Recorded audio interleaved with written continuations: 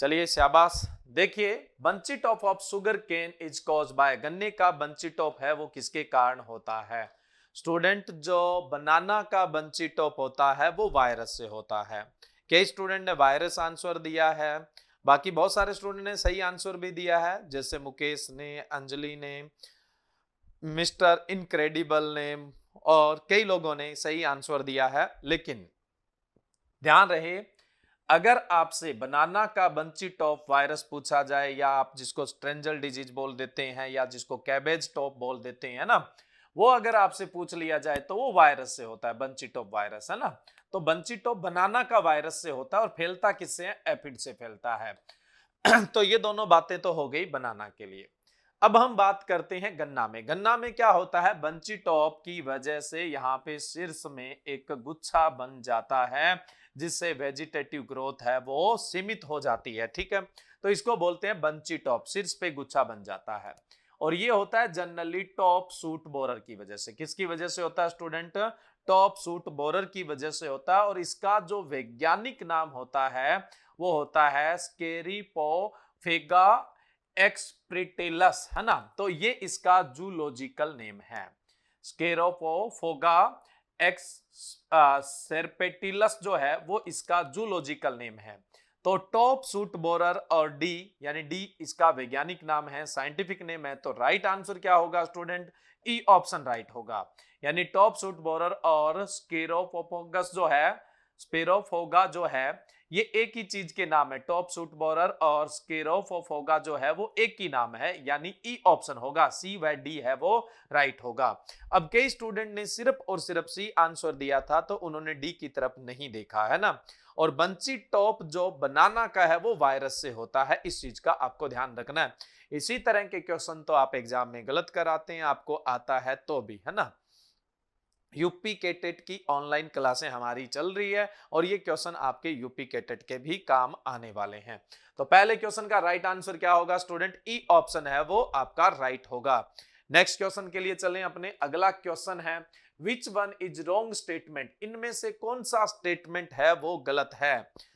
देखो स्टूडेंट, इनमें से कौन सा स्टेटमेंट है वो गलत है। पहला स्टेटमेंट दिया हुआ है, father of modern tillage Jethro Tull, father of zero tillage Jim McCutcheon and JB Triplett, और उसके अलावा father of minimum tillage E H Faulkner, father of natural farming Masanobu Fukuoka, और ई ऑप्शन है father of manuring Rudolf Steiner.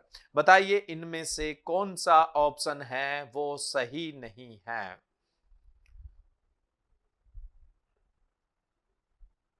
Agriculture supervisor, Bikaner university के अंदर तो agriculture supervisor के पद आ चुके हैं, ठीक है, टीए के पद भी आ चुके हैं। सुपरवाइजर और लैब असिस्टेंट के लिए जो बीकानेर में पोस्ट आए उनके लिए योग्यता है 12वीं पास, ठीक है। और जो टीए है उसके लिए योग्यता है बीएससी, वो बात करेंगे नेक्स्ट वीडियो के अंदर। आरएचओ में भी क्वेश्चन इंपॉर्टेंट है, father of modern tillage Jethro tool, बिल्कुल ठीक है। आधुनिक भू परिष्करण के जनक है वो जेथरो टूल को ही कहते हैं, इस बात में कोई डाउट नहीं है। फादर ऑफ जीरो टिलेज, शून्य भू परिष्करण के जनक जिम मैककुटेचेन और जेबी ट्रिपलेट दोनों को ही कहा जाता है। हालांकि जीरो टिलेज शब्द है वो जेथरो टूल ने दिया था, लेकिन फादर ऑफ जीरो टिलेज यानी शून्य भू परिष्करण के जनक आपसे पूछ ले तो जिम मैककुटेचेन भी है और जेबी ट्रिपलेट भी है, दोनों ही राइट है। ये स्टेटमेंट भी ठीक है। फादर ऑफ मिनिमम टिलेज, न्यूनतम भू परिष्करण के जनक ई एच फोकनर को कहते हैं, इस बात में कोई डाउट नहीं है, ये भी सही है, ठीक है। फादर ऑफ नेचुरल फार्मिंग यानी जो प्राकृतिक खेती है उसके जनक है जापान के मुसनबो फुकाका, तो मुसनबो फुकाका भी ठीक है। तो फिर रॉन्ग स्टेटमेंट कौन सा है? फादर ऑफ मैन्योरिंग, यानी जो फादर ऑफ मैन्योरिंग जो खाद बनाते हैं उसके जो जनक है वो तो है सर अल्बर्ट हवार्ड, जो फादर ऑफ ऑर्गेनिक फार्मिंग है। फादर ऑफ ऑर्गेनिक फार्मिंग, जैविक खेती के जनक है वो ही फादर ऑफ मैन्योरिंग है, उनका नाम है सर अल्बर्ट हवार्ड। तो स्टेटमेंट तो ये गलत हुआ। तो रुडलॉफ स्टेनर कौन है जी? रुडलॉफ स्टेनर जो है स्टूडेंट वो है फादर ऑफ बायोडायनेमिक फार्मिंग, यानी जैव गतिशील खेती के जनक जो है वो रुडलॉफ स्टेनर है। और रुडलॉफ स्टेनर एक ऑस्ट्रेलिया के दार्शनिक थे। रुडलॉफ स्टेनर जैव गतिशील खेती के जनक है। फादर ऑफ बायोडायनेमिक फार्मिंग है। फादर ऑफ मैन्योरिंग है वो कौन है? Sir Albert Howard. और सर अल्बर्ट होवार्ड को ही अपने क्या बोलते हैं? फादर ऑफ ऑर्गेनिक फार्मिंग बोलते हैं। और सर अल्बर्ट होवार्ड ने एक खाद बनाने की, मैन्योर बनाने की विधि इंडिया के अंदर थी, उस विधि का नाम बताइए। वैसे ये ब्रिटेन के थे, लेकिन इन्होंने खाद बनाने की एक विधि इंडिया के अंदर भी दी थी। और वो विधि कौन सी थी वो बताओ भाई। इन्होंने खाद बनाने की एक विधि इंडिया में दी थी, उस विधि का नाम क्या था बताओ।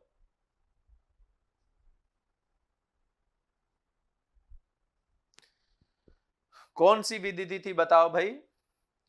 जो सर अल्बर्ट होवार्ड है, उन्होंने खाद बनाने की कौन सी विधि दी थी? बताइए फटाफट लोग। मैंने 3-4 पहले क्विज पहले ही कहीं ना कहीं उसका डिस्कस किया था। नेक्स्ट अगला क्वेश्चन है स्टूडेंट, अगला क्वेश्चन भी आप लोगों के लिए शानदार है। और अगला क्वेश्चन है, पीच लीफ करल इज कॉज्ड बाय, आड़ू का पत्ती मोड़क किसके कारण होता है? स्टूडेंट वैकेंसी कब आ रही है, कब क्या हो रहा है, ये बात हम करते हैं हमेशा ही लास्ट में, ठीक है। अब बीच में कोई बात नहीं होने वाली है, बीच में किसी तरह का कोई भी डिस्कस नहीं होने वाला वैकेंसीज को लेके, तो उससे रिलेटेड आप मैसेज मत करिए ना। आलू का पत्ती मोड़क जो है वो किसके कारण होता है? पीच लीफ करल इज डिजीज ड्यू टू, किसके कारण होता है अभी? जो आड़ू है उसके अंदर पत्ती मोड़क जो रोग होता है वो किसके कारण होता है? पत्ती मोड़क रोग किसके कारण होता है बताइए जल्दी जल्दी फटाफट। आड़ू का। कोई बात नहीं विनय यादव, अब लगे रहो, लेट हो गए तो क्या हो गया, आपके लिए वीडियो तो यूट्यूब पे बरकरार ही रहता है। स्टूडेंट पीच लीफ करल वायरस, आड़ू सॉरी वायरस नहीं, पीच लीफ करल डिजीज, आड़ू का पत्ती मोड़क रोग जो है वो फंगस से होता है। किससे होता है? फंगस से होता है। बाकी लीफ करल वायरस है वो किससे होता है स्टूडेंट? वायरस। बाकी फसलों में लीफ करल वायरस से होता है, बाकी फसलों में लीफ करल डिजीज है वो वायरस की वजह से होता है। जो आड़ू है, पीच है, उसके अंदर जो लीफ करल होता है वो फंगस से होता है, कवक से होता है, ध्यान रखिएगा, इंपॉर्टेंट है। आड़ू के अंदर जो लीफ करल है वो फंगस से होता है, कवक से होता है, बहुत इंपॉर्टेंट, और बहुत कम लोग हैं वो इसको पढ़ते हैं, तो अच्छे से इसको ध्यान में रखना है।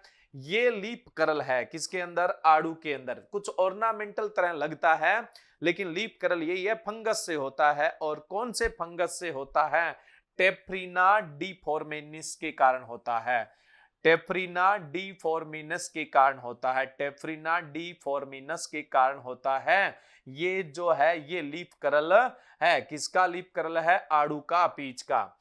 इवन आड़ू के अंदर एक लीफ करल एफिड भी होता है जो पत्ती को क्या कर देता है? मोड़ देता है। तो लीफ करल एफिड भी देखने को मिलता है, किसमें? आड़ू के अंदर देखने को मिलता है, ठीक है। और इसका साइंटिफिक नेम दिया हुआ है, आप देखना चाहो तो इस साइंटिफिक नेम को भी देख लेना। लेकिन ध्यान रखना, पीच का जो पत्ती मोड़क रोग है वो फंगस के कारण होता है, वायरस के कारण नहीं होता। बाकी फसलों में किसके कारण होता है? वायरस के कारण देखने को मिलता है। क्लियर है स्टूडेंट? नेक्स्ट अपने बात करें, विविपरी इज ऑब्जर्व इन, विविपरी निम्न में से किस में देखने को मिलती है? स्टूडेंट विविपरी क्या होता है? देखो, फ्रूट के अंदर ही जब सीड जर्मिनेट हो जाता है, फ्रूट के अंदर ही जब सीड जर्मिनेट हो जाता है, बीज अंकुरित हो जाता है, तो उसको बोलते हैं विविपरी। वैसे तो विविपरी मुख्य जो लक्षण है, मुख्य गुण जो है वो किसका होता है? हेलोफाइट्स का होता है, लवणोद्भिद का होता है। क्यों? क्योंकि उसमें बीज जब सीधा लवण में गिर जाता है तो उसका एक्स ऑस्मोसिस हो जाता है, बीज मर जाता है, वो अंकुरित नहीं होता। तो इसलिए उसमें क्या है? बीज मरे नहीं, तो लवणोद्भिद का एक गुण है, हेलोफाइट का एक गुण होता है कि उसके फ्रूट के अंदर ही सीड जर्मिनेट हो जाता है, उसको विविपरी बोलते हैं, है ना। तो लवणोद्भिद में कई करैक्टर होते हैं ना, जैसे न्यूमेटोफोर्स होते हैं, विविपरी होती है।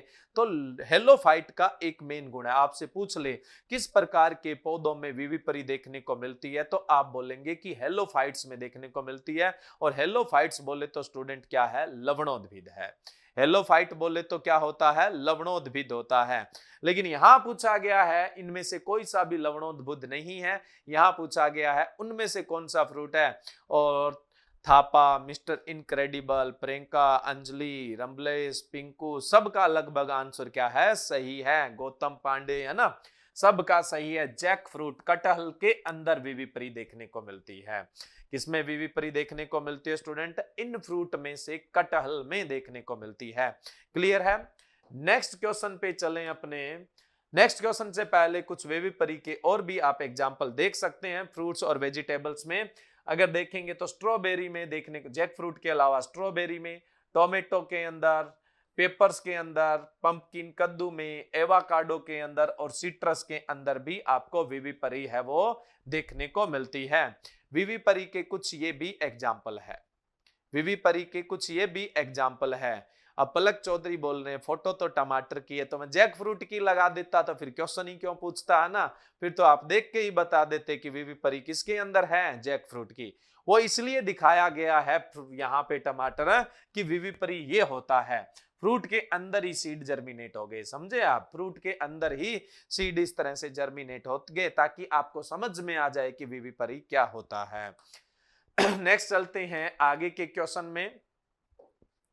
Complementary interaction of various crop which occurs in both species, both space and time is known as complementary interaction of various crop which occurs in both space and time is known as। विभिन्न फसलों की पूरक अंतःक्रिया जो स्थान और समय दोनों में होती है कहलाता है। ए ऑप्शन है इंटरक्रॉपिंग, बी ऑप्शन है एनिडेशन, सी ऑप्शन है इंटरेक्शन, डी ऑप्शन है कॉम्प्लीमेंशंस, है ना? इनमें से कौन सा आंसर है वो सही है? जब दो फसलें साथ में लगी हुई है और वो एक दूसरे को, वो क्या है, एक स्पीसीज दूसरे के लिए, स्पेस के लिए या टाइम के लिए उसको कॉम्प्लीमेंट्री करती है, कॉम्प्लीमेंट्री इंटरेक्शन शो करती है, तो उसको अपने क्या बोलेंगे?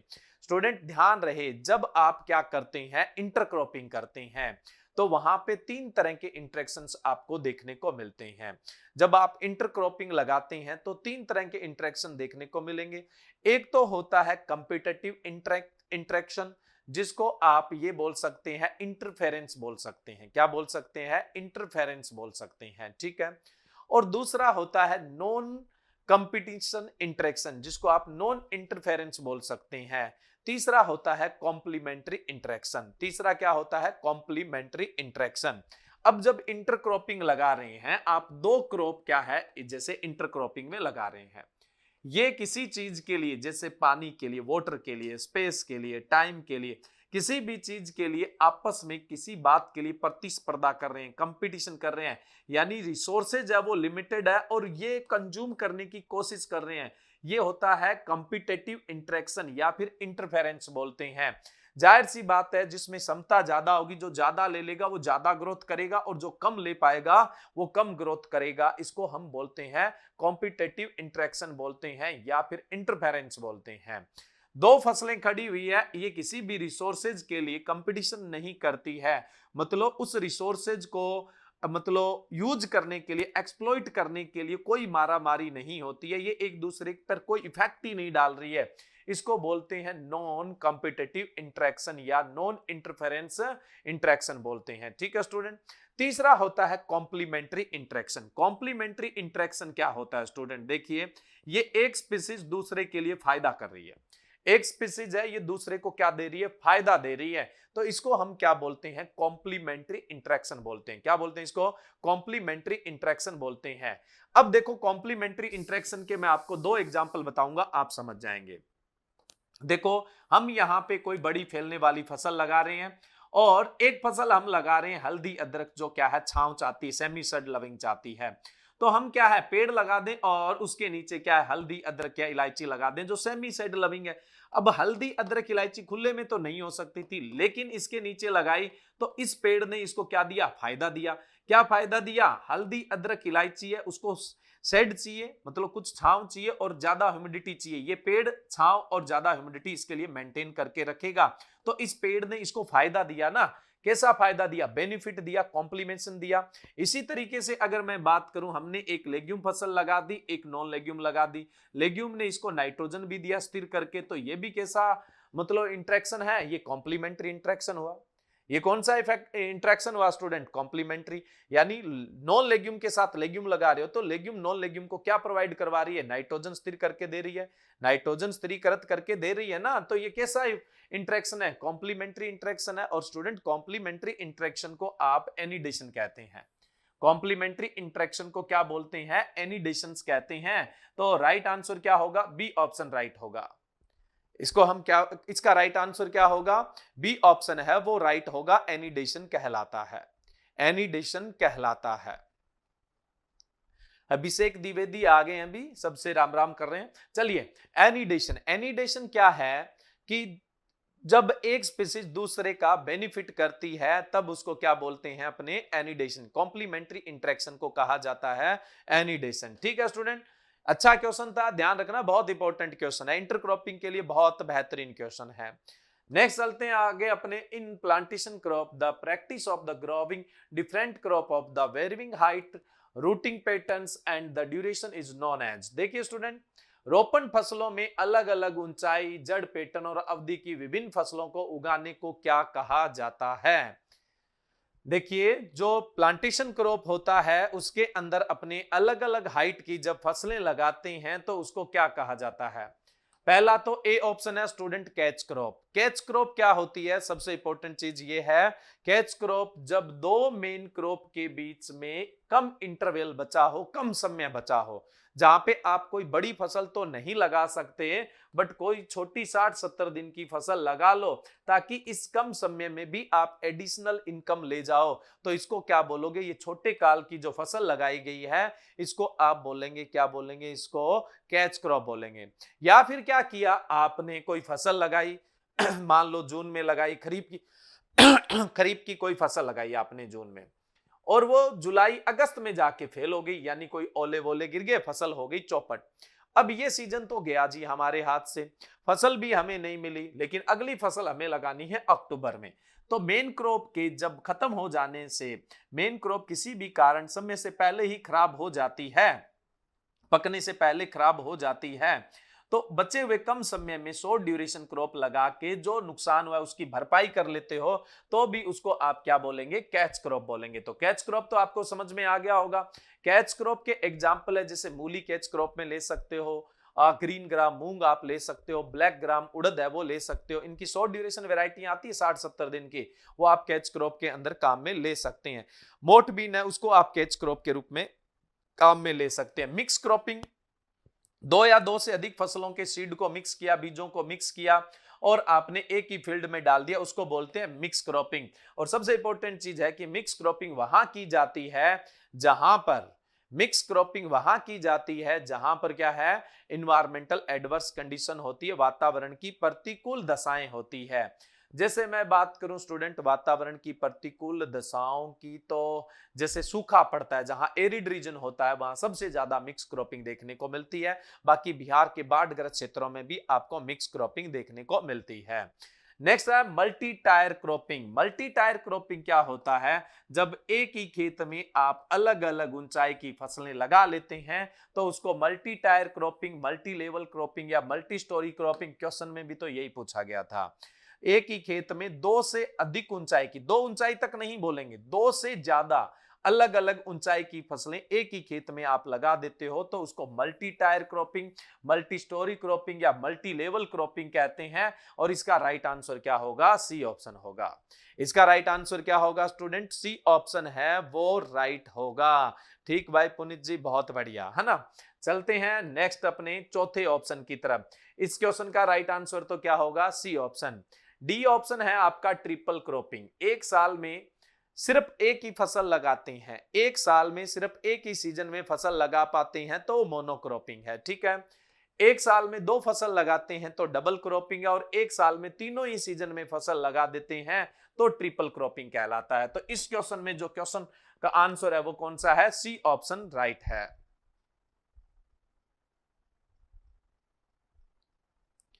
ठीक है, चलते हैं नेक्स्ट अपने। क्लियर स्टूडेंट, यहां तक कोई दिक्कत इसमें? चलिए नेक्स्ट अपने बात करते हैं process of baking, scratching, mechanically altering और softening the seed coat to make them the permeable to water and the gas is known as. देखो बीज के अंदर हम क्या करते हैं, बेकिंग करते हैं, यानी इसको बेक करते हैं या इसको स्क्रैच करते हैं, घिसते हैं, या फिर हम मैकेनिकली अल्टर करते हैं, जिससे क्या होगा कि ये बीज का जो आवरण है वो सॉफ्ट हो जाएगा, जिसकी वजह से इसमें पानी और वायु का आदान प्रदान आसान हो जाएगा। इसे अपने क्या कहेंगे? ए ऑप्शन है स्टूडेंट स्टार्टिफिकेशन, बी ऑप्शन है acid seed treatment, C option है स्केरिफिकेशन और डी ऑप्शन है प्राइमिंग। डी ऑप्शन है प्राइमिंग। क्या राइट होगा यहां पे, फटाफट बताइए। पूजा का सी, इनक्रेडिबल का सी, चैमोली का ए, गौतम पांडे का स्केरिफिकेशन, मनोज यादव का सी, अंजलि का स्केरिफिकेशन। चलिए मैं बताता हूं स्टूडेंट। स्टार्टिफिकेशन तो क्या होता है, जो टेम्परेट रीजन के, जो शीतोष्ण जलवायु के फसलें हैं उनके अंदर आपको डीप डोरमेंसी देखने को मिलती है या इंटरमीडिएट डोरमेंसी देखने को मिलती है। उनके बीजों में डोरमेंसी ब्रेक करने के लिए यानी सुषुप्त अवस्था को तोड़ने के लिए आपको क्या करना पड़ता है, 4 से 7 डिग्री सेल्सियस तापमान पर उनको रखना पड़ता है। कहने का मतलब उनको चिलिंग रिक्वायरमेंट्स है वो देनी पड़ती है, चिलिंग टेम्परेचर देना पड़ता है, और चिलिंग टेम्परेचर देने की वजह से उनकी डोरमेंसी ब्रेक हो जाती है, उसको स्टार्टिफिकेशन बोलते हैं। और टेम्परेट शीतोष्ण जलवायु के जो पौधे होते हैं उनके बीजों में ऐसा देखने को मिलता है, एप्पल, पियर, पीच, प्लम, है ना, सेब, नाशपाती, आड़ू, आलू बुखारा, इन सब के अंदर। नेक्स्ट है प्राइमिंग। प्राइमिंग क्या होता है, बीज के अंदर अपने हाइड्रेशन प्रोसेस को कंट्रोल किया जाता है, बीज के अंदर हाइड्रेशन प्रोसेस को कंट्रोल किया जाता है। कहने का मतलब उसमें जो पानी लेना होता है उसको कंट्रोल किया जाता है। अलग अलग तरह का हाइड्रेशन होता है, जैसे ऑस्मेटिक हाइड्रेशन कंट्रोल करते हैं या अपने सैंड के अंदर रख के कंट्रोल करते हैं, कई तरीके होते हैं, उसको बोलते हैं प्राइमिंग। प्राइमिंग जनरली रेडिश में करते हैं, कैरेट यानी गाजर में करते हैं, बीट रूट के अंदर करते हैं, ओकरा के अंदर किया जाता है। तो कुछ ऐसे वेजिटेबल्स के सीड है जिनमें डोरमेंसी ब्रेक करने के लिए हाइड्रेशन प्रोसेस को कंट्रोल किया जाता है, उसको हम बोलते हैं प्राइमिंग बोलते हैं। ठीक है। एक है स्केरिफिकेशन यानी खुरचना, और जो ये बोला गया है कि बीज के आवरण को मुलायम करके या उसके छिद्र खोल के उसके अंदर हवा, वायु और हवा पानी का आदान प्रदान बढ़ा देते हैं, यानी वाटर और एयर का एक्सचेंजेस क्या कर देते हैं, विसरण जो है, डिफ्यूजन है, वो इंक्रीज कर देते हैं, उसको हम स्केरिफिकेशन बोलते हैं। अब यहां का राइट आंसर तो है सी, क्या बोलेंगे, स्केरिफिकेशन बोलेंगे। एसिड सीड ट्रीटमेंट भी एक स्केरिफिकेशन का मेथड है, लेकिन सारे स्केरिफिकेशन तो नहीं है, सारे के सारे स्केरिफिकेशन तो एसिड सीड ट्रीटमेंट नहीं है ना, इसलिए मैंने यहां पे ये दो ऑप्शन जानबूझ के लिए, ये एसिड सीड ट्रीटमेंट है, ये एक स्केरिफिकेशन का प्रकार है, न कि सब तरह का स्केरिफिकेशन है। स्केरिफिकेशन तो पानी में भिगो के रखना भी क्या है, स्केरिफिकेशन है। वाटर वेपर के अंदर रखना भी क्या है, स्केरिफिकेशन है। तो स्केरिफिकेशन के तो कई तरीके होते हैं। तो इस क्वेश्चन का सही आंसर क्या जाएगा स्टूडेंट, सी ऑप्शन है वो आपका जाएगा। ठीक है। टोबैको में प्राइमिंग अलग उद्देश्य से की जाती है, टोबैको में प्राइमिंग अलग उद्देश्य से की जाती है। ठीक है। और यहां पे जो प्राइमिंग की जाती है वो सीड डोरमेंसी को ब्रेक करने के लिए की जाती है स्टूडेंट। ठीक है। चले नेक्स्ट अपने, बिल्कुल एसिड सीड ट्रीटमेंट है, कॉटन के सीड में करते हैं, बिल्कुल करते हैं।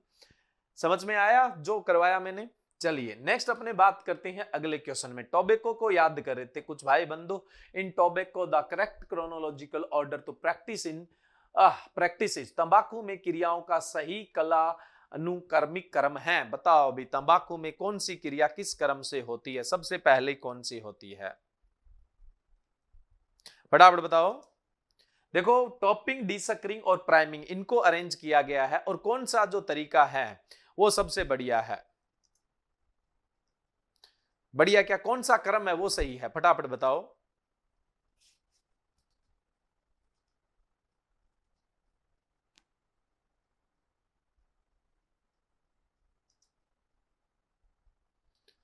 वैसे आजकल टोबैको के ज्यादा क्वेश्चन आते नहीं है।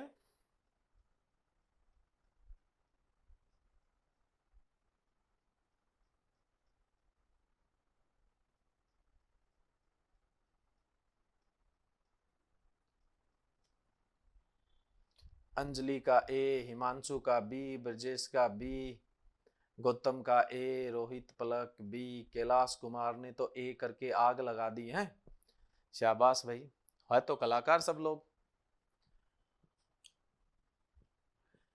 देखो तंबाकू में सबसे पहले स्टार्ट होती है टॉपिंग, उसके बाद होती है डीसकरिंग और लास्ट में हार्वेस्टिंग है, उसमें प्राइमिंग लगती है। तो तंबाकू में सही सीक्वेंस क्या होगा, टॉपिंग होती है सबसे पहले, उसके बाद होती है डीसकरिंग और उसके बाद क्या होती है प्राइमिंग। टॉपिंग में पिछली क्विज में आपको बता चुका हूं, शीर्ष भाग को तोड़ना जिसमें साइड में पत्तियां क्या आएगी, ज्यादा आएगी।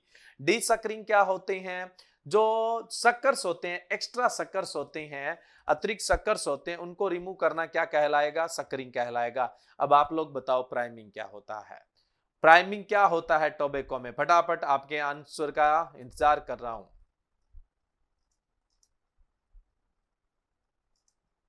फटाफट बताओ भाई,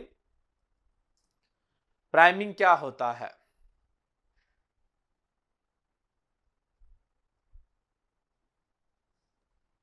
नहीं पता, किसी का भी आंसर नहीं आया।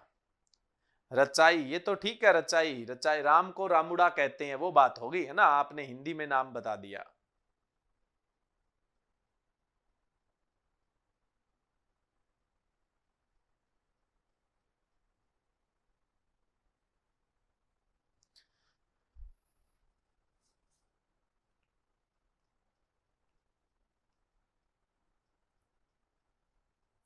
रिमूविंग ऑफ मैच्योर लीफ, बिल्कुल ठीक है, जो पत्तियां तैयार हो चुकी है उनको हार्वेस्ट करना क्या कहलाता है, प्राइमिंग कहलाता है। एक तरह से हार्वेस्टिंग की टेक्निक और उसके बाद उसमें धुआं दिया जाता है, ठीक है। हार्वेस्टिंग का एक जो तरीका होता है उसको हम क्या बोलते हैं, प्राइमिंग बोलते हैं। पक्की पत्तियों को तोड़ना हार्वेस्टिंग मेथड होता है, प्राइमिंग, ठीक है, ध्यान रखिएगा। बाकी डिस्कस करेंगे अपने, जब भी कोई फसलों की विशेष क्रियाओं को लेकर एक लेक्चर लेके आएंगे जिसके अंदर कौन कौन सी फसलों में कौन कौन सी प्रैक्टिस की जाती है, उन सब का डिस्कस करेंगे और जल्दी 2-4 दिन में वीडियो लेके आएंगे। तो उसमें हम बात करेंगे priming. Priming is a harvesting method of tobacco, यानी जो टोबैको होता है उसकी तुड़ाई की विधि होती है, वो क्या कहलाती है, प्राइमिंग कहलाती है। ठीक है स्टूडेंट, चलते हैं next. First sunflower hybrid varieties, सूरजमुखी की पहली संकर किस्म है। सूरजमुखी की पहली संकर किस्म है, बताओ भी कौन सी पहली संकर किस्म है। सनफ्लावर की, ये तो बहुत सिंपल सा क्वेश्चन है, मुझे उम्मीद है कि आंसर कर देंगे और क्वेश्चन करने में मजा आ रहा है तो फटाफट लाइक एंड शेयर कर दीजिए। देखिए स्टूडेंट, जो सूरजमुखी है उसकी पहली हाइब्रिड डेवलप की गई थी कर्नाटका से, जिसका नाम है BSH1, जो साइटोप्लाज्मिक मेल स्टेरिलिटी से, साइटोप्लाज्मिक मेल स्टेरिलिटी को यूज करते हुए डेवलप की गई थी और इसकी फुल फॉर्म है Bangalore sunflower hybrid 1। Bangalore sunflower hybrid 1 है ना, बेंगलोर सनफ्लावर हाइब्रिड 1, ठीक है। ये साइटोप्लाज्मिक मेल स्टेरिलिटी का यूज करते हुए डेवलप की गई थी। चलो ये तो बता दिया, अब एक बात और बता दो कि BSH1 कौन से ईयर में डेवलप की गई थी। BSH1 है वो कौन से ईयर के अंदर डेवलप की गई थी, फटाफट बताओ भाई। BSH1 है वो कौन से ईयर के अंदर डेवलप की गई थी, कौन से साल में इसको विकसित किया गया था, फटाफट बताओ भाई।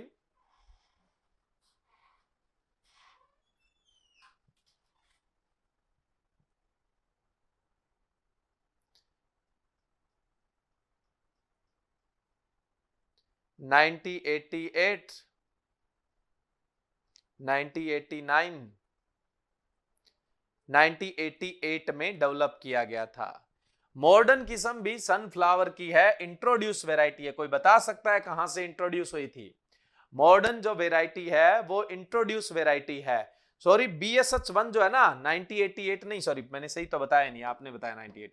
BSH1 है 1980 में डेवलप की गई थी, साइटोप्लाज्मिक मेल स्टेरिलिटी से डेवलप की गई थी। बेंगलोर सनफ्लावर हाइब्रिड 1 है ये, 1980 में साइटोप्लाज्मिक मेल स्टेरिलिटी से डेवलप की गई थी। बेंगलोर सनफ्लावर हाइब्रिड 1 है और साइटोप्लाज्मिक मेल स्टेरिलिटी यूज किया गया था। मॉडर्न बी सनफ्लावर की, सारी सनफ्लावर की वेराइटियां हैं। मॉडर्न बी सनफ्लावर की वेराइटी कहां से इंट्रोड्यूस की गई है, USA से इंट्रोड्यूस की गई है या कनाडा से इंट्रोड्यूस की गई है, बताओ भाई किससे इंट्रोड्यूस की गई है।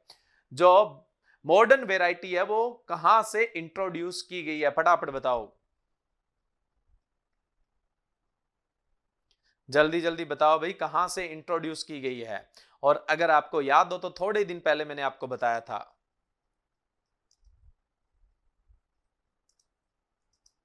थोड़े दिन पहले ही एक क्विज में बताया था। आप लोग मेरे को लगता है क्विज करने के बाद आधे सारे क्वेश्चन है वो तो भूल जाते होंगे, कुछ एक ही याद रहते होंगे आप लोगों को।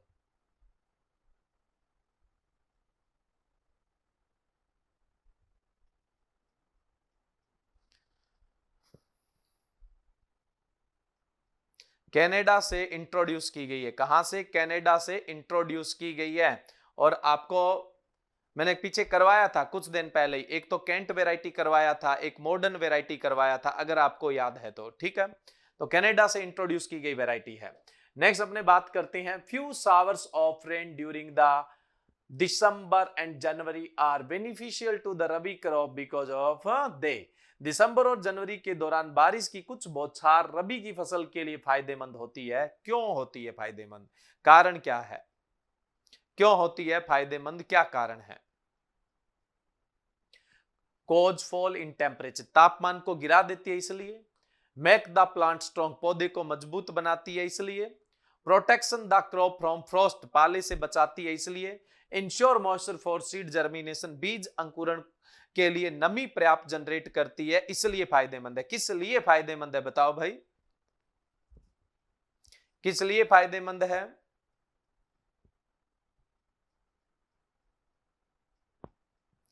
बिल्कुल ठीक है, लगभग का सही आंसर आ रहा है। सर्दियों की जो बारिश है वो क्या करती है, फसलों को पाले से बचाती है, इसलिए गोल्डन ड्रॉप्स ऑन अर्थ कहलाती है, गोल्डन ड्रॉप ऑफ अर्थ कहलाती है। जो रबी की फसलें हैं उनको जो दिसंबर से जनवरी में होने वाली शावर्स है वो पाले से बचाती है, इसलिए इसको मावट या गोल्डन ड्रॉप्स ऑन अर्थ कहते हैं, गोल्डन ड्रॉप्स ऑन अर्थ कहते हैं। क्लियर स्टूडेंट, चले नेक्स्ट क्वेश्चन पे। ये भी एक अच्छा और इंपॉर्टेंट क्वेश्चन है। वीडिंग इन क्रॉप इज, फसलों में निराई गुड़ाई है, क्या है भाई, प्राइमरी टिलेज है, सेकेंडरी टिलेज है, इंटर टिलेज है, या फिर ऑल ऑफ दीज है, बताओ क्या है। फसलों के अंदर जो निराई गुड़ाई करते हैं वो किस प्रकार का टिलेज है, बताओ भाई। फसलों में जो निराई गुड़ाई करते हैं वो किस प्रकार का टिलेज है।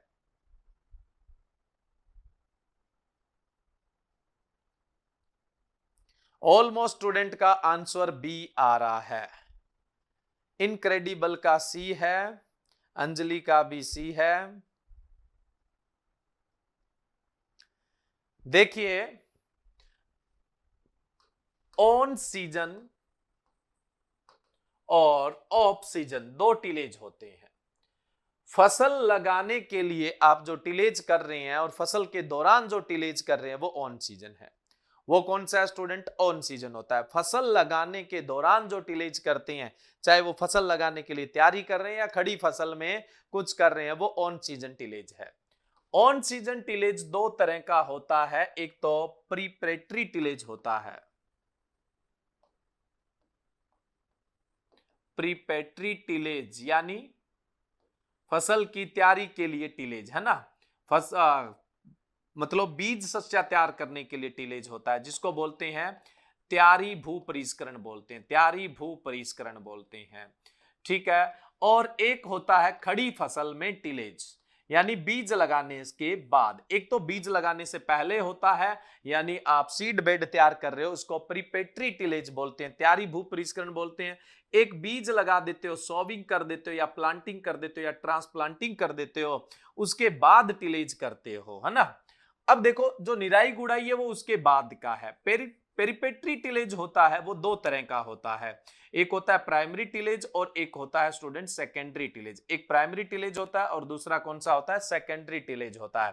प्राइमरी पिछली फसल को हार्वेस्ट किया है, मिट्टी कठोर है, उसको तोड़ने के लिए हैवी यंत्र चलाए जाते हैं, प्लाऊ चलाए जाते हैं, जिससे मिट्टी का ट्रैक्शन बढ़ता है, मिट्टी को तोड़ा जाता है, मिट्टी को पलटा जाता है, वो प्राइमरी टिलेज है। इसमें देसी हल, एमबी प्लाऊ, चीजल प्लाऊ, इस डिस्क प्लाऊ, इस तरह के प्लाऊ है, मिट्टी पलटने वाले हल चलाए जाते हैं। अब क्या है, बड़े बड़े ढेले से हो जाते हैं, मिट्टी है वो फ्राइबल नहीं होती है। अब हम करते हैं छोटे यंत्रों से उसको छोटा करते हैं, पल्वराइज करते हैं, भुरभुरा करते हैं, उसमें वीड कंट्रोल भी हो जाता है, पिछली फसल के अवशेष है वो छोटे छोटे छोटे कट जाते हैं, तो उनके लिए हम हल्के यंत्र यूज करते हैं, उसको हम बोलते हैं सेकेंडरी टिलेज। प्राइमरी टिलेज और सेकेंडरी टिलेज तो बुआई से पहले ही हो गए। बुआई के बाद जो भी आप काम करते हो इनको इंटरकल्चर ऑपरेशन करते कहते हो, और इंटरकल्चर ऑपरेशन के लिए जो भी आप टिलेज करते हो उसको इंटर टिलेज कहते हैं। उसको अपने क्या बोलते हैं स्टूडेंट, इंटर टिलेज कहते हैं। राइट आंसर होगा इंटर टिलेज। क्या होगा, इंटर टिलेज। लेकिन इंटर टिलेज करने के लिए आप सेकेंडरी टिलेज के इंप्लीमेंट्स काम में ले सकते हो। इंटर टिलेज करने के लिए सेकेंडरी टिलेज के इंप्लीमेंट काम में ले सकते हो आप। जो इंटर टिलेज है वो करने के लिए सेकेंडरी टिलेज के इंप्लीमेंट्स काम में ले सकते हो, लेकिन सेकेंडरी टिलेज नहीं बोलेंगे उसको, सेकेंडरी टिलेज उसको नहीं बोलेंगे। सेकेंडरी टिलेज तो बुआई से पहले पहले ही हो जाता है, सेकेंडरी टिलेज तो स्टूडेंट बुआई से पहले पहले ही हो जाता है, ठीक है। प्राइमरी और सेकेंडरी दोनों ही टिलेज बुआई से पहले होते हैं। प्राइमरी टिलेज में काम आने वाले यंत्र सिर्फ आप बुआई से पहले यूज कर सकते हो, क्योंकि हैवी है, खड़ी फसल में लेंगे तो फसल को चौपट कर देंगे। सेकेंडरी टिलेज के जो इंप्लीमेंट है वो आप वीडिंग वगैरह करने में काम में ले सकते हो, ये चीज होती है, ठीक है, ये चीज होती है, इस चीज का विशेष ध्यान रखना है। अब रोटोवेटर की बात करें तो रोटोवेटर दोनों ही काम करता है। रोटोवेटर जो होता है ना वो दोनों ही काम करता है, प्राइमरी टिलेज का भी करता है, सेकेंडरी टिलेज का भी करता है। और मैं 100% श्योर हूं कि 99% स्टूडेंट का टिलेज कॉन्सेप्ट ही क्लियर नहीं है, टिलेज कॉन्सेप्ट ही क्लियर नहीं है। आप तो प्राइमरी टिलेज और सेकेंडरी टिलेज दो पढ़ते हैं, बात खत्म बस। तो प्राइमरी टिलेज के यंत्र होते हैं बड़े, जिनको आप कभी भी बुआई के बाद काम में नहीं ले सकते। सेकेंडरी टिलेज बुआई से पहले का ही टिलेज है, लेकिन इसके जो यंत्र है वो आप इंटर टिलेज के अंदर भी काम में ले सकते हैं। ऑफ सीजन कौन सा होता है, जब स्टूडेंट सीजन ही नहीं है, किसी और ही उद्देश्य से, गर्मियों में गहरी जुताई कर दी, फसल लगाना उद्देश्य नहीं था, वहां वाटर कंजर्वेशन करना आपका उद्देश्य था, या फिर आपका सॉइल को स्टरलाइजेशन करना उद्देश्य था, तो इस तरह की जो बात है बिना फसल लगाने की, उसको हम किस में रखते हैं, उसको हम ऑफ सीजन टिलेज के अंदर रखते हैं। सबसे पहला क्वेश्चन है, सबसे पहले कौन से पादप सूत्रकृमि की खोज हुई थी? First discover plant parasite nematode. First plant parasite nematode कौन सा था? फर्स्ट प्लांट पैरासाइट नेमेटोड कौन सा था? बताओ भी स्टूडेंट फटाफट। सबसे पहला पौधों में रोग फैलाने वाला या पौधों को नुकसान पहुंचाने वाला जो सूत्रकृमि था वो कौन सा था? सिंपल है, उम्मीद करूंगा किसी का गलत ना हो। चलिए बहुत बढ़िया, योगेश, अंजलि, मन्नत, शहर का भूत, हेमंत, हेमंत का गलत है भाई, बाकी लगभग सबका ठीक आ रहा है।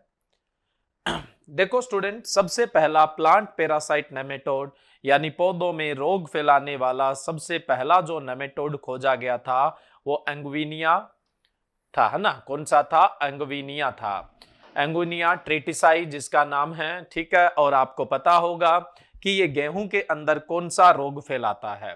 कौन सा रोग फैलाता है स्टूडेंट? वीट के अंदर कौन सा रोग फैलाता है? एंगुइनिया जो है, बताओ फटाफट। एंगुइनिया जो है वो गेहूं के अंदर कौन सा डिजीज, कौन सा रोग पैदा करता है? फटाफट बताओ। एंगुइनिया तो ठीक है, लेकिन रोग कौन सा पैदा करता है? ये सेहू रोग पैदा करता है, या जिसको हम क्या बोल देते हैं जनरली येलो एयर रोग भी बोल देते हैं ना? नहीं, येलो एयर नहीं बोलते हैं, उसको अपने जनरली सेहू रोग को क्या बोलते हैं स्टूडेंट? एयर कोकल डिजीज बोलते हैं। क्या बोलते हैं? एयर कोकल डिजीज बोलते हैं। एयर कोकल डिजीज रोज बोल दिया जाता है, या फिर गेगला रोग भी बोल दिया जाता है, या फिर अपने क्या बोलते हैं? सेहू रोग बोलते हैं। अगर ये बैक्टीरिया के साथ मिल जाता है, यानी जो जीवाणु है उसके साथ मिल जाता है, तो फिर ये कौन सा रोग पैदा करता है? येलो एयर रोग पैदा करता है। येलो एयर रोट रोग है वो पैदा करता है। अकेला तो कौन सा रोग पैदा करता है? ईयर कोकल डिजीज, यानी जिसको आप सेहू रोग भी बोल देते हैं। और अगर ये बैक्टीरिया के साथ, जीवाणु के साथ मिल जाता है तो स्टूडेंट फिर कौन सा रोग पैदा करता है जनरली? ये फिर ये रोग पैदा करेगा येलो ईयर रोट डिजीज, यानी जब जीवाणु जुड़ जाएगा, जीवाणु जब ऐड हो जाएगा इसके साथ, फिर ये रोट कर देगा, सड़ना भी स्टार्ट कर देगा, यानी मतलब जो स्पाइक है वो सड़ना भी स्टार्ट हो जाता है, तो उसको येलो एयर रोट बोलते हैं। अकेला तो कौन सा रोग फैलाएगा? पीछे मैंने आप लोगों को क्विज में बता रखा है, कौन सा? सेहू रोग या फिर एयर कोकल डिजीज फैलाता है। और जब ये जीवाणु के साथ मिल जाता है, बैक्टीरिया के साथ मिल जाता है, तब फिर कौन सा रोग फैलाता है? येलो ईयर रोग है वो फैलाता है। ठीक है, नेक्स्ट देखो स्टूडेंट, ये क्या है? वीट सीड गोल नेमेटोड भी बोला जाता है, इसका दूसरा नाम है वीट सीड गोल नेमेटोड भी बोला जाता है। एंगोनिया ट्रिटिसाई जो है, एंगोनियम का मतलब होता है स्नेक लाइक यानी सांप की तरह, और ट्रिटिसाई का मतलब होता है गेहूं से संबंधित है यानी होस्ट क्रॉप है। ये पहला प्लांट पैरासाइट नेमेटोड था और इसको सबसे पहले जो रिपोर्ट किया था वो नीधम ने किया था 1743 में। सबसे पहले इसको जो रिपोर्ट किया था वो नीधम ने किया था 1743 के अंदर। और इंडिया के अंदर सबसे पहले जो इसको रिपोर्ट किया था वो मिलने ने किया था 1919 के अंदर। और कहां किया था? पंजाब के अंदर किया था। और गेहूं में कौन से रोग में किया था? सेहू में, जिसको आप ईयर कोकल डिजीज है वो बोलते हैं। तो अच्छे से याद रखना है, एंगोनिया से ये ही इंपॉर्टेंट क्वेश्चन पूछे जाते हैं। जो एंगोनिया है उससे मेनली ये ही रोग है वो यही क्वेश्चन है वो सबसे ज्यादा पूछे जाते हैं। तो सबसे पहला प्लांट पैरासाइट जो नेमेटोड है स्टूडेंट, वो कौन सा है? एंगोनिया है। और एंगोनिया को फर्स्ट रिपोर्ट करने वाले थे नीदम, कब किया था? 1743 में। और इंडिया में सबसे पहले रिपोर्ट किसने किया था? मिलने ने किया था 1919 के अंदर। और किसमें किया था? पंजाब में। ये अकेला ईयर कोकल डिजीज फैलाता है यानी सेहू रोग फैलाता है। जब बैक्टीरिया के साथ मिल जाता है तब कौन सा रोग फैलाता है? येलो एयर रोट डिजीज है वो फैलाता है। ठीक है, और इसका जो नामकरण दिया था, यानी इसका जो नाम दिया था वो एंगोनिया ट्रिटिसाई, ये दिया था फिल पजेव ने। किसने? फिल पजेव ने दिया था 1936 में, 1936 के अंदर दिया था। तो ये भी आपको अच्छे से याद रखना। और ज्यादातर जो क्वेश्चन आएंगे वो इसी स्लाइड से आएंगे, एंगोनिया से संबंधित। और डिजीज की जो बात है वो मैंने आपको बता दी है। नेक्स्ट अपने बात करें, अगला जो क्वेश्चन है स्टूडेंट, अगला क्वेश्चन है the process of changing an agriculture farm from conventional to organic farm is known as. एक कृषि फार्म को पारंपरिक से जैविक फार्म में बदलने की प्रक्रिया को कहा जाता है। क्या कहा जाता है स्टूडेंट? इसको कन्वर्जेशन पीरियड कहा जाता है, सर्टिफिकेशन कहा जाता है, ट्रांजिशन कहा जाता है, या लेबलिंग कहा जाता है। यानी कोई ऐसा फार्म स्टूडेंट जहां पर पहले से केमिकल फार्मिंग हो रही थी, ऐसा खेत जहां पर पहले से केमिकल रासायनिक खेती हो रही थी, और अब हम उसे ऑर्गेनिक फार्म में बदलना चाहते हैं, तो इसके लिए हम कौन सी टर्म यूज करेंगे? बताओ फटाफट। मन्नत कौर सी ऑप्शन है, रोमन का भी सी ऑप्शन है, अंजलि का भी सी ऑप्शन है, अमनदीप सिद्धू का भी सी ऑप्शन है, इनक्रेडिबल का भी सी है। चलिए बहुत बढ़िया स्टूडेंट, देखिए अगर आप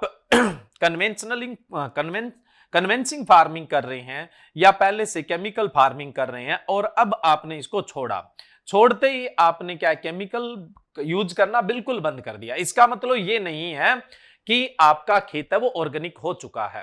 पहले से जो आप केमिकल दे रहे थे, इतने सालों से केमिकल दे रहे थे, उसके रेजिड्यूज है वो आपके खेत में बचे रहेंगे। ऐसा नहीं है कि इस सीजन में आपने केमिकल छोड़ा, अगले सीजन में आपने ऑर्गेनिक लगाना स्टार्ट कर दिया और अगले सीजन का जो क्रॉप है वो ऑर्गेनिक में काउंट होगा। बिल्कुल नहीं होगा, क्योंकि पिछला जो केमिकल आपने यूज किया है उसके रेजिड्यूज बरकरार होंगे। तो आप जब उस केमिकल से या कन्वेंशनल से ऑर्गेनिक में जाएंगे तो आपको टाइम लगेगा 2 से 3 साल का, जिसको हम बोलते हैं ट्रांजिशन टाइम बोलते हैं। और ट्रांजिशन ईयर आपसे पूछ लेते 2 से 3 है, और ऑप्शन में 2 भी आ जाए, 3 में 3 भी आ जाए, तो आप कौन सा राइट करेंगे? 3 ईयर है वो राइट करेंगे। कौन सा राइट करेंगे? 3 ईयर है वो राइट करेंगे। कितना टाइम ये लेगा, कितना टाइम ये लेगा, आपने पहले फार्म पे किस तरह के केमिकल यूज किए हैं, कितने केमिकल यूज कर रहे हो, ये सब इन बातों पर क्या होता है? निर्धारित होता है। लेबलिंग तो क्या होता है, लेबलिंग तो कोई भी प्रोडक्ट होता है उस पे अपने लेबल लगाते हैं तो उसको अपने क्या बोलते हैं, लेबलिंग कहते हैं। ठीक है, उसको अपने क्या बोलते हैं, लेबलिंग कहते हैं, जिसमें बैच मार्क वगैरह, ब्रांड नेम वगैरह ये सब कुछ लगाते हैं। ये सब किसके अंदर आता है, लेबलिंग के अच्छे आता है। ठीक है, नेक्स्ट अपने बात करें, धान का उफरा रोग होता है। देखो स्टूडेंट, जो इफको वाला है वो मैं देख नहीं पाया था और उसके लिए एक स्पेशल मैं आपका वीडियो भी बना दूंगा और जो कल तक वीडियो अपलोड हो जाएगा जिसमें सारी की सारी जो सूचना होगी वो आपको दी जाएगी। ठीक है स्टूडेंट। नहीं भाई, राजस्थान पुलिस वालों के ये कोई काम की नहीं है। धान का उफरा रोग का रोग कारक होता है, ufra disease of rice is caused by, देखो उपतार रहमान वो है, उपतार रहमान ये रोग लेके किसके पास पहुंचे भाई बताओ, उपतार रहमान है ये रोग किसके पास लेकर पहुंचे, उपतार रहमान है ये रोग किसके पास लेकर पहुंचे, और उपतार रहमान जिस के पास पहुंचे उन्होंने उस किसान के नाम से ही इस रोग का नाम रख दिया। कौन सा रख दिया भाई, उफरा रोग रख दिया। उपतार रहमान एक किसान था जो ये रोग लेकर किसके पास पहुंचा स्टूडेंट, अपने इंडिया के अंदर। वो मैं आपसे क्वेश्चन पूछ रहा हूं, बताओ फटाफट। तो वो पहुंचे तो किसान इस रोग का पौधा लेके आया, अभी देखो ये क्या है, इसकी वजह से हमारे खेत में नुकसान हो रहा है। इसकी वजह से हमारे खेत में क्या है, नुकसान हो रहा है। तो इस रोग का नाम क्या रख दिया गया, उफरा रोग रख दिया गया। क्या रख दिया गया, उफरा रोग का रख दिया गया। और नाम किसके पास लेके पहुंचे अभी तक किसने नहीं बताया, बटलर है उनके पास लेकर पहुंचे। उपतार रहमान जो है वो जो उफरा रोग से रोगग्रस्त पौधा था वो किसके पास लेके पहुंचे, बटलर के पास लेके पहुंचे और बटलर को बताया कि ये देखो ये हमारे खेत में नुकसान पहुंचा रहा है। तो बटलर ने इस रोग का नाम ही क्या रख दिया, उफरा रोग रख दिया।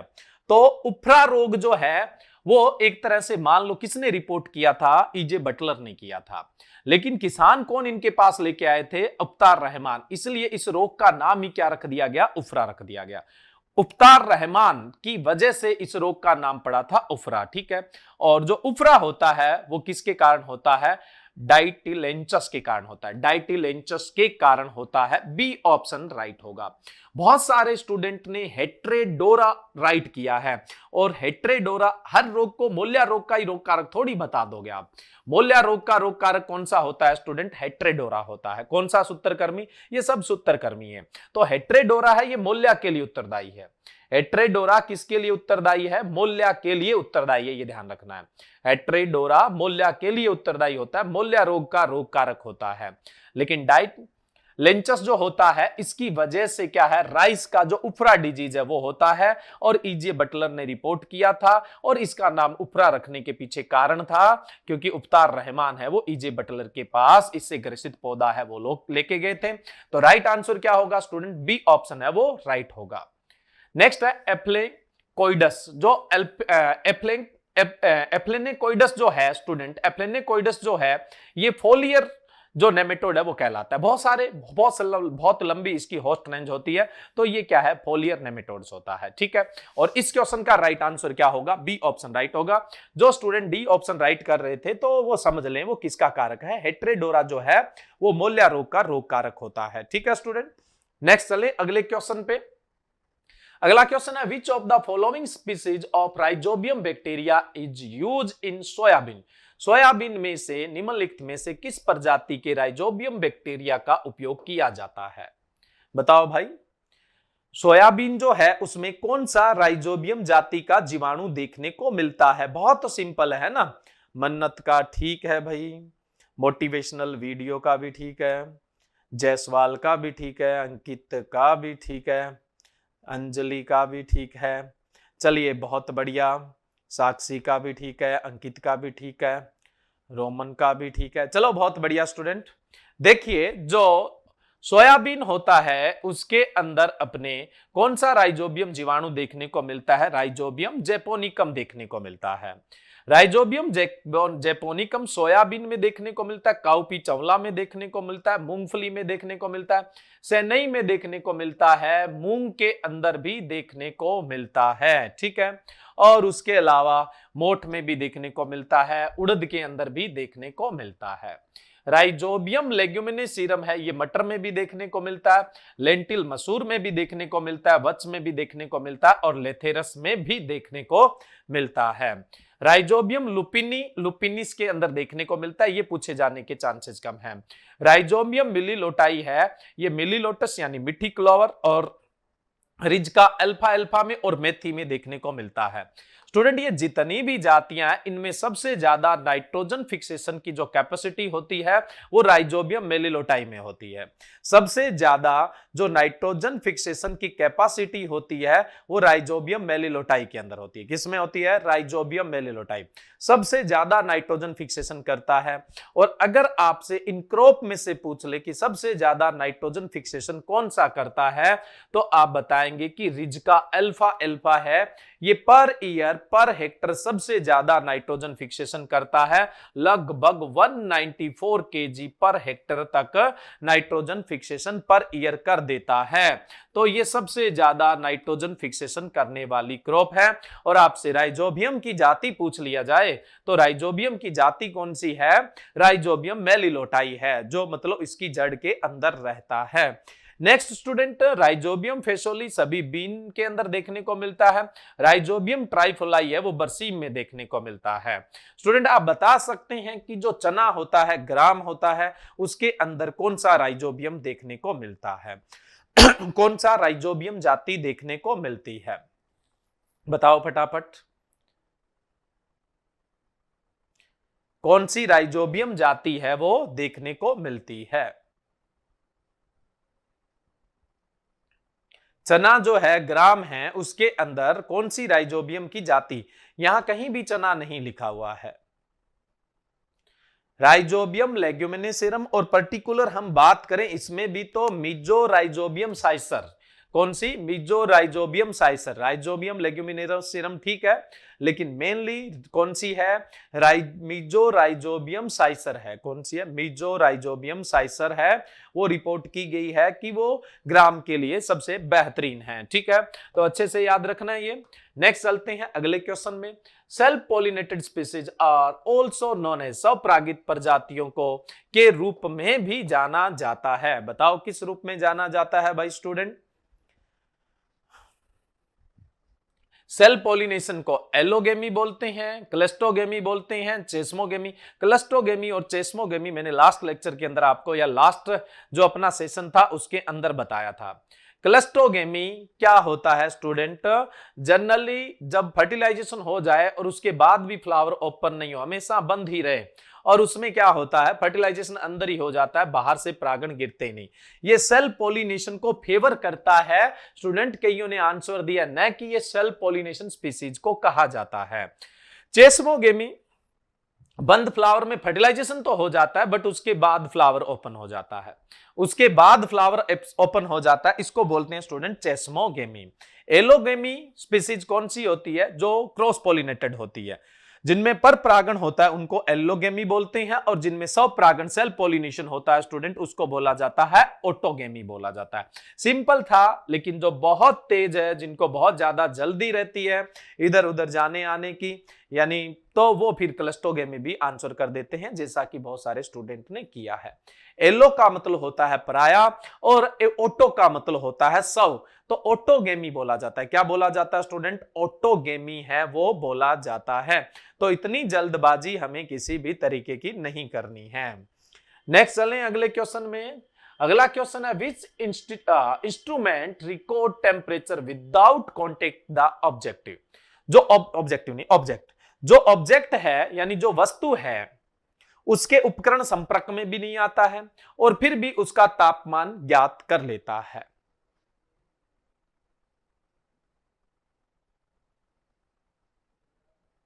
कोई बात नहीं, सोशल इफेक्ट काम भी करने जरूरी है। बताओ भी ऐसा कौन सा उपकरण है जो ऑब्जेक्ट है जिसका हम तापमान ले रहे हैं उसके संपर्क में नहीं आता है और फिर भी क्या करता है, उसका जो फिर भी उसका तापमान ज्ञात कर लेता है। तो फिर कौन सा उपकरण है? फटाफट बताइए भाई। बैरोमीटर आपको ही पता है एटमॉस्फेरिक प्रेशर ज्ञात करने के काम आता है। हाइग्रोमीटर जो है ये एटमॉस्फेयर में वाटर वेपर ज्ञात करने के काम आता है। हाइग्रोमीटर है ये एटमॉस्फेयर में वाटर वेपर ज्ञात करने के काम आता है। थर्मामीटर टेम्परेचर ज्ञात करने के काम में आता है, लेकिन जिसका तापमान ज्ञात कर रहे हो उस ऑब्जेक्ट के संपर्क में तो आएगा। लेकिन इंफ्रारेड थर्मोमीटर जो है वो ऑब्जेक्ट के संपर्क में नहीं आता है, दूर से ही आपके बॉडी का टेम्परेचर या किसी ऑब्जेक्ट का टेम्परेचर है वो ज्ञात कर लेता है। जैसे अभी कोरोना काल में बहुत यूज हुआ था ना ये, तो इसका राइट आंसर क्या होगा स्टूडेंट? बी ऑप्शन है वो आपका राइट होगा। क्लियर है? कौन सा राइट होगा यहां पर? बी ऑप्शन है वो राइट होगा।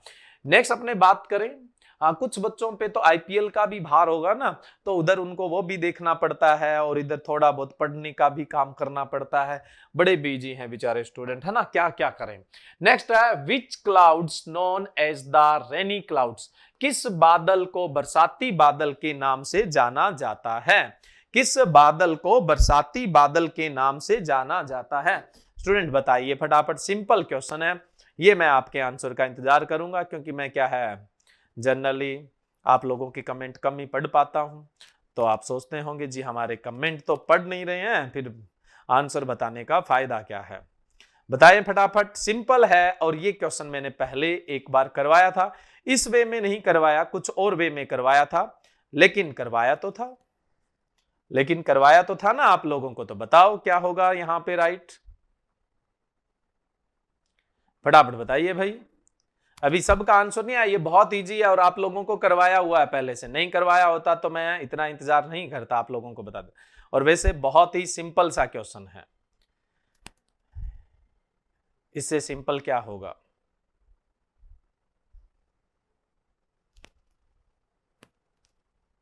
शाबाश भाई शाबाश।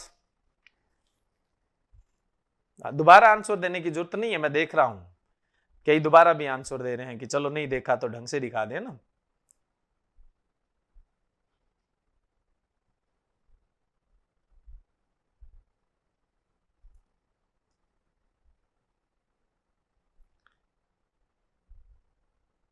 इससे सिंपल क्वेश्चन तो अपना क्या हो सकता है ना?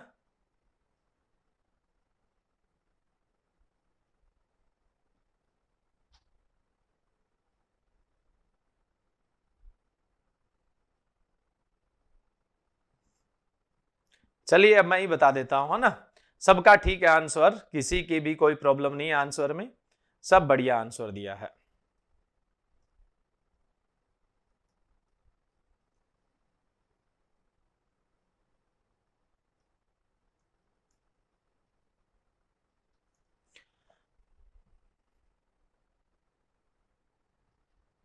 बी ऑप्शन कुमिलो निम्बस, है ना।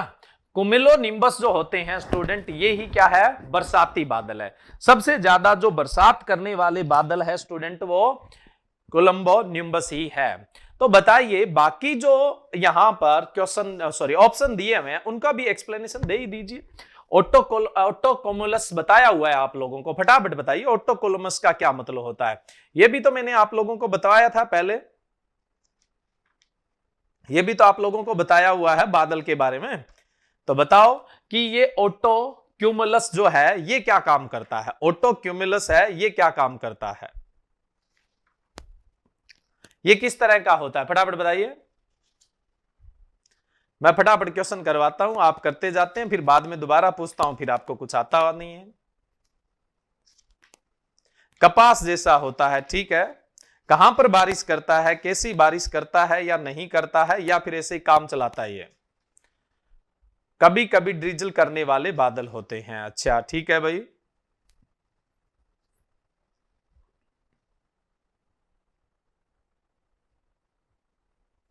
ठीक है ठीक है। और बताओ, इतने ही लोग बता पाएंगे क्या?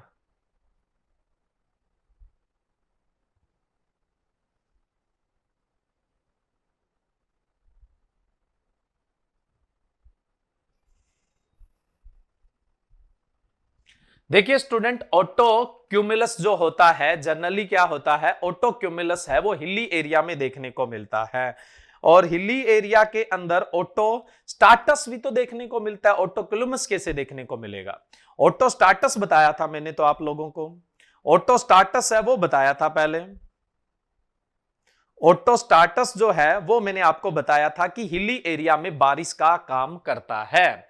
ठीक है, ऑटोक्यूमुलस जो है वो कभी कभी बारिश का काम करेगा, और क्यूमुलोनिम्बस जो है वो अधिकांश बारिश करता है, और सर्कोस्टेरेटेटस है, ये मैंने आपको किस लिए बताया था, ये हाई लेवल का क्लाउड होता है, सबसे ऊंचाई पर देखने को मिलते हैं। और आल्टोस्टेटस जो होता है ये हिली एरिया के अंदर बारिश का काम करता है, और आप लोगों को ये सारे के सारे बताए थे। जनरली अल्टोक्यूमुलस जो होता है ये कभी कभार बौछार करता है, और क्यूमुलोनिमस है ये वर्षा के लिए मुख्य उत्तरदायी होता है, और सर्कोस्टेटस जो होता है ये हाइट पे, जो सबसे ज्यादा हाइट पे होते हैं वो बोलते हैं, और अल्टोस्टाटस जो होता है स्टूडेंट ये हिली एरिया में बारिश करने का काम करता है, और ये सब आपको पहले से बताए हुए थे। और उसके अलावा अगर हम बात करें निम्बोस्टेटस की बात करें तो अच्छा क्लुमोस्टेटस लिखा हुआ है स्टूडेंट, सॉरी यहां पे पूछा है किस बादल को बरसाती, क्यूमुलोनिम्बस होते हैं ये नहीं होते हैं। निम्बोस्टेटस जो होते हैं वो सबसे ज्यादा बारिश करते हैं, सबसे ज्यादा बारिश कौन करते हैं, निम्बोस्टेटस करते हैं ना, रेन और स्नो करते हैं। और जो थंडर क्लाउड्स होते हैं यानी समर सीजन के अंदर बारिश करते हैं वो कौन से होते हैं, क्यूमुलोनिम्बस होते हैं। ये समर सीजन के अंदर बारिश करने वाला है स्टूडेंट, गलती से लिखा गया, ये समर सीजन के अंदर बारिश करने वाला है।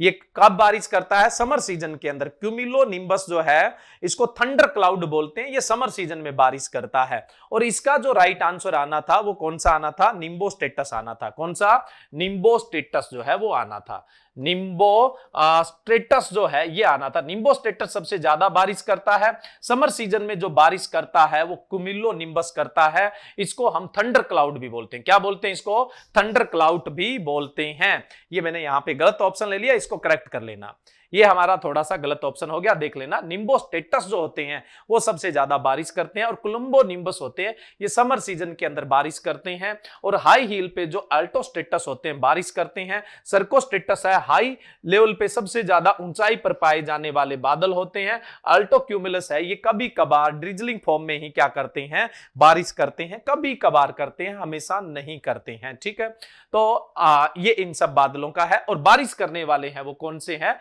निम्बोस्टेटस होते हैं। ठीक है, तो ये अच्छे से ध्यान रखना है, राइट आंसर क्या होगा, निम्बोस्टेटस होगा। नेक्स्ट है the first watering is known as, पहली सिंचाई के रूप में जाना जाता है।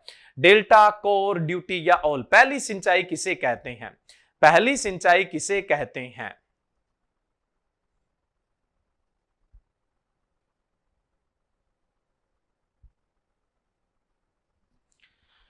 बताइए, पहली सिंचाई के रूप में जाना जाता है, the first watering is known as, पहली सिंचाई के रूप में क्या जाना जाता है, भाई बताओ फटाफट। पहली सिंचाई के रूप में क्या जाना जाता है। देखो डेल्टा क्या होता है, डेल्टा होता है जो बेस पीरियड होता है, उस दौरान अपने किसी फसल में जितनी गहराई पानी देते हैं उस टोटल डेप्थ को क्या बोलते हैं, डेल्टा।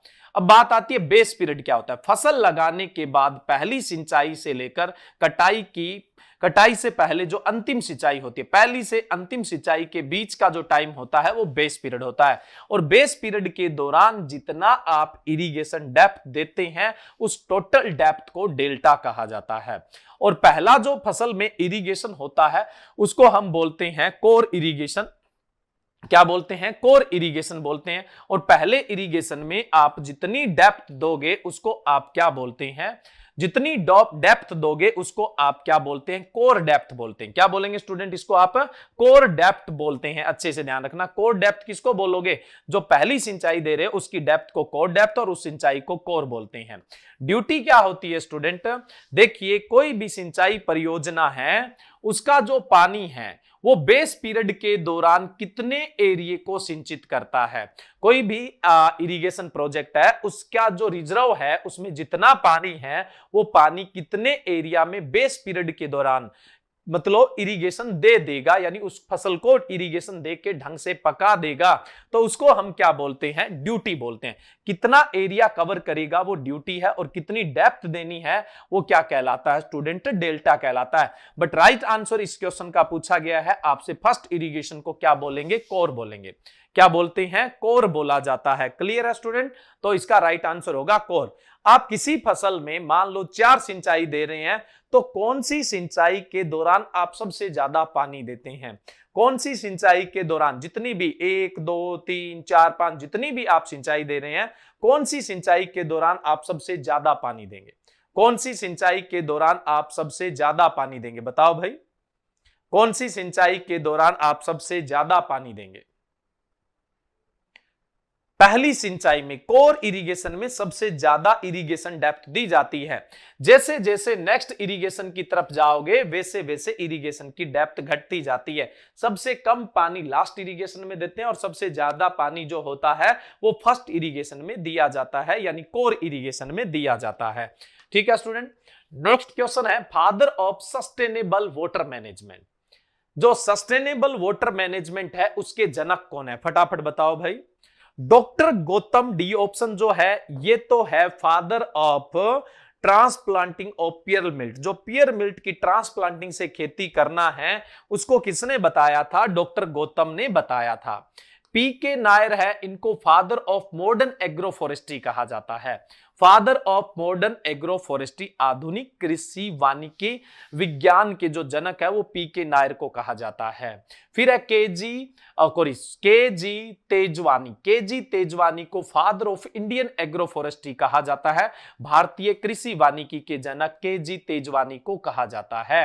अब बच्चे कौन, डॉक्टर डेनियल हेलिल। कौन, डॉक्टर डेनियल हेलिल।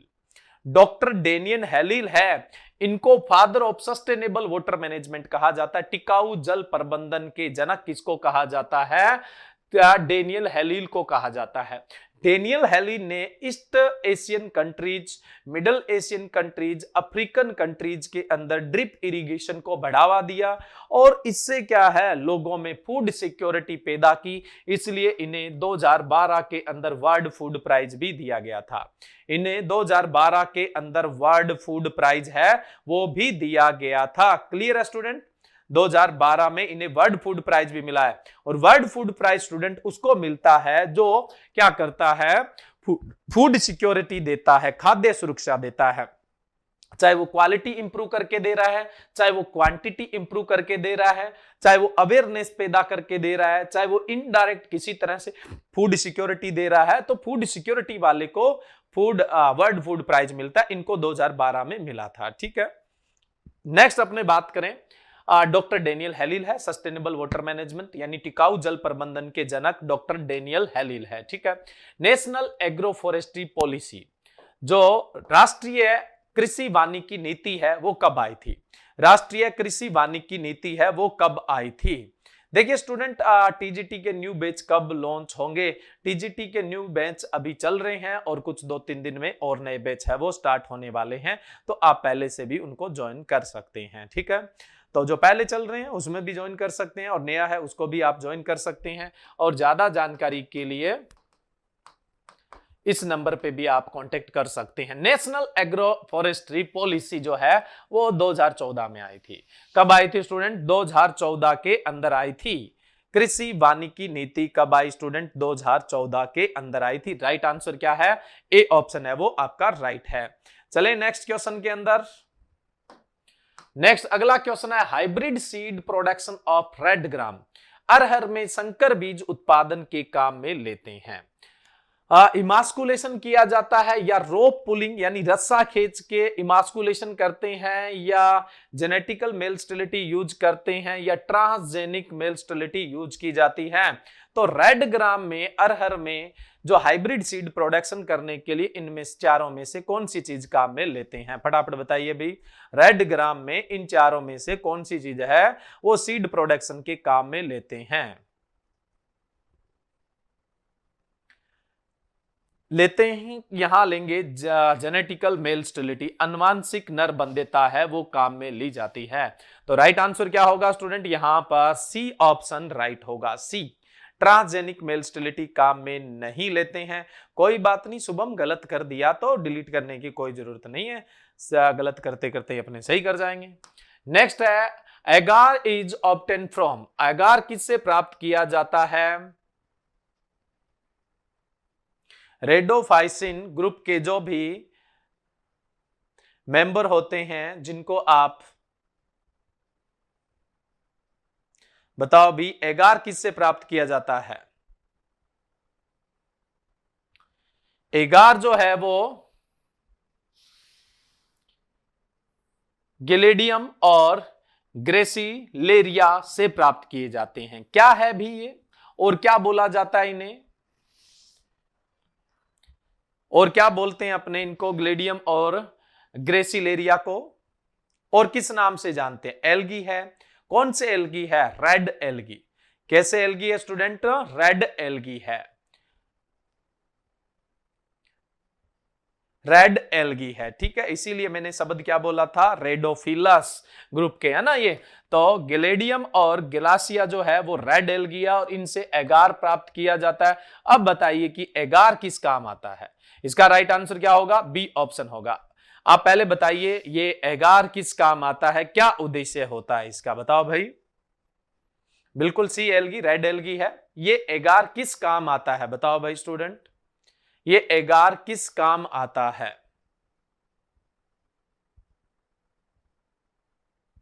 बायोकेमिस्ट्री में किस काम, जरूरी नहीं है बायोकेमिस्ट्री में ही काम आए, और भी कई जगह काम आता है।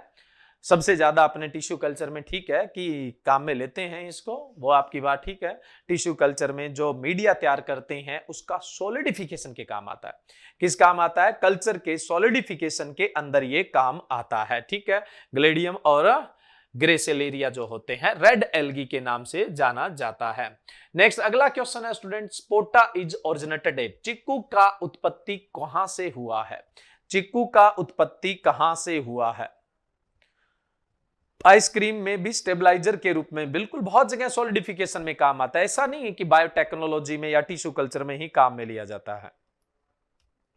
बताइए भी चिक्कू का ओरिजिन कहां पर है? कुछ बोल रहे हैं इंडिया, कुछ बोल रहे हैं मैक्सिको, कुछ बोल रहे हैं यूएसए। बताओ भी। देखिए चिक्कू का जो ओरिजिन है वो है मैक्सिको यानी ट्रॉपिकल अमेरिका। मैक्सिको यानी ट्रॉपिकल अमेरिका है वो राइट है स्टूडेंट। यानी इस क्वेश्चन का राइट आंसर क्या होगा? बी। चिक्कू से 2-3 ही तो क्वेश्चन आते हैं स्टूडेंट। एक तो मैंने आपको बताया था क्रिकेट बोर और काली पत्ती वैरायटी पूछ ली जाती है, दूसरा इसका ओरिजिन पूछ लिया जाता है, और तीसरा इसका रूट स्टॉक पूछ लिया जाता है जो मैंने एक दिन पहले बताया था। बताओ कि इसका रूट स्टॉक कौन सा होता है? इसका रूट स्टॉक बताया था मैंने आप लोगों को, सपोटा का, चिक्कू का। बताओ चिक्कू का रूट स्टॉक कौन सा है? कुछ दिन पहले ही बताया था। बिल्कुल प्रीवियस क्लास भी चैनल पे डली हुई है, 49 की 49। मेलिंकारा हेक्जेंड्रा, मेलिंकारा हेक्जेंड्रा यानी खिरनी। बहुत बढ़िया। बस यही क्वेश्चन पूछे जाते हैं ज्यादातर चिक्कू से, 2-3 जो फेमस क्वेश्चन है इसके। चलते हैं नेक्स्ट। आरबीआई एक्ट कैम इन ईयर, आरबीआई एक्ट कब आया था? 34 में, 35 में, 36 में या 37 में? आरबीआई एक्ट कब आया था? ये मेलिंकारा हेक्जेंड्रा वाला कुछ दिन पहले बताया था। सोशल इफेक्ट रंगपुर लाइम तो भाई सिट्रस का रूट स्टॉक है, चिक्कू का काम बना दिया आप लोगों ने। आरबीआई एक्ट कब आया था? आरबीआई जो एक्ट है वो कब आया था, कौन से ईयर में आया था? आरबीआई जो एक्ट है वो 1934 में आया था। ए ऑप्शन राइट है। आरबीआई एक्ट की फुल फॉर्म क्या है? आरबीआई एक्ट की फुल फॉर्म क्या है? बहुत सिंपल सी फुल फॉर्म है, अगर ये भी गलत करते हो तो बहुत शर्म की बात हो जाएगी। बताओ अभी, आरबीआई एक्ट आया था 1934 में और इसकी फुल फॉर्म क्या है?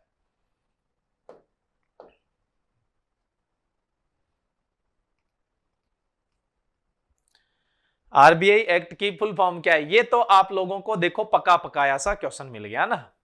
Reserve bank of India act है ना, सिंपल सी बात है, कुछ ज्यादा दिमाग लगाने की जरूरत नहीं है। ये क्वेश्चन तो पका पकाया मिल गया भाई, आपको आंसर लगा हुआ ही मिल गया यहाँ पे, है ना। चलो कोई बात नहीं, क्वेश्चन सामने आ गया है तो डिस्कस तो कर ही लेते हैं। गैमेटोफाइटिक्स सिस्टम ऑफ सेल्फ इनकॉम्पेबिलिटी जो है वो सबसे पहले किसमें रिपोर्ट की गई थी? निकोटीनिया सेंडेरी के अंदर रिपोर्ट की गई थी, यानी निकोटीनिया में रिपोर्ट की गई थी। वैसे गैमेटोफाइटिक सेल्फ इनकॉम्पेबिलिटी आपको सबसे ज्यादा सोलेनेसी में ही देखने को मिलती है। चलो अब आप बता दो एक क्वेश्चन, जो स्पेरोफाइटिक सेल्फ इनकॉम्पेबिलिटी है वो किसमें रिपोर्ट की गई थी? जो स्पेरोफाइटिक सेल्फ इनकॉम्पेबिलिटी है वो किसमें रिपोर्ट की गई थी? हाँ, अब तो ये तो क्वेश्चन सबका ही राइट होगा, क्योंकि ये तो पका पकाया मिल गया, यहां पे आंसर लगा हुआ मिल गया।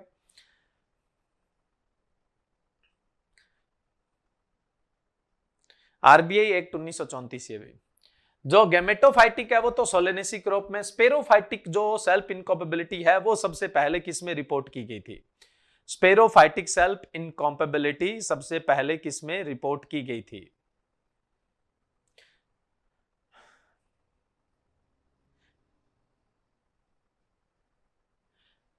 ब्रेसिका में रिपोर्ट की गई थी, है ना? ब्रेसिका के अंदर रिपोर्ट की गई थी स्टूडेंट, सबसे पहले ब्रेसिका के अंदर, ठीक है। तो ब्रेसिका में सबसे पहले स्पेरोफाइटिक सेल्फ इनकॉम्पेबिलिटी और निकोटीनिया के अंदर सबसे पहले गैमेटोफाइटिक सेल्फ इनकॉम्पेबिलिटी है, उसको रिपोर्ट किया गया था। नेक्स्ट अपने बात करें, अगला क्वेश्चन है botanical name of tendu. Tendu पत्ता जो होता है ना, जिसका अपने वैसे तो ज्यादातर फॉरेस्ट से ही कलेक्शन किया जाता है और इसका यूज जो है तंबाकू को लपेट कर बीड़ी बनाने में किया जाता है। तेंदू पत्ता जो है वो बीड़ी बनाने के काम में लिया जाता है, ठीक है। ये जनरली वाइल्ड कलेक्शन होता है और इसका बोटेनिकल नेम क्या है? देखो, टिक्टोना ग्रांडिस जो है ये अपने एक दो दिन पहले ही बात हुई थी, ये टीक का बोटेनिकल नेम है। किसका है? टीक का। और अपने इसको किंग ऑफ टिम्बर भी बोलते हैं, सागौन जिसको बोला जाता है, किंग ऑफ टिम्बर भी बोला जाता है। उसके बाद है अकेसिया कटिचू। ये बताओ किसका नाम है? अकेसिया कटिचू है, ये किसका नाम है? अगर आप तेंदू का नाम ए बता रहे हैं तो अकेसिया कटिचू किसका नाम है? छत्तीसगढ़ में सबसे ज्यादा यूज होता है तेंदू का, है। अकेसिया कटिचू किसका नाम है?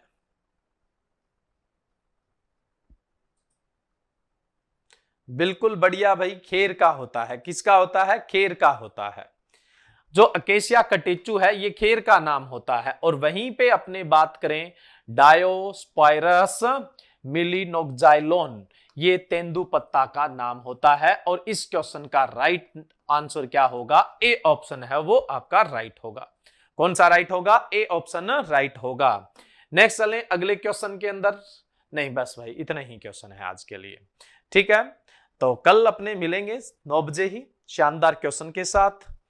अगर आपको सेशन बढ़िया लग रहा है तो लाइक और शेयर करना बिल्कुल भी न भूलें और ज्यादा से ज्यादा स्टूडेंट को इस क्विज के अंदर इन्वॉल्व करें ताकि अपने इस क्विज सेशन को बहुत अच्छा बेहतरीन बना सकें। कैसा रहा स्टूडेंट सेशन?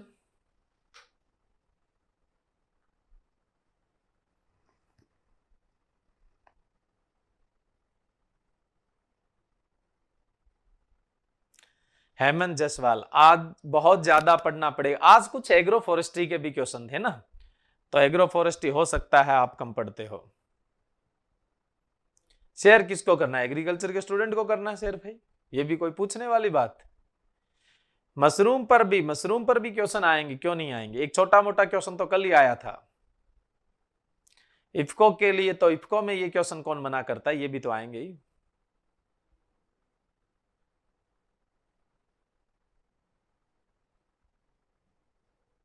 ध्रुव कुमार नामदेव, यहां पे आप सिर्फ पढ़ने के लिए आते हो, न कि आपस में हाय बाय करने के लिए आते हो, है ना। जब आप ऐसा करते हैं तो आपकी इमेज डाउन होती है, तो ऐसा कोई काम न करिए।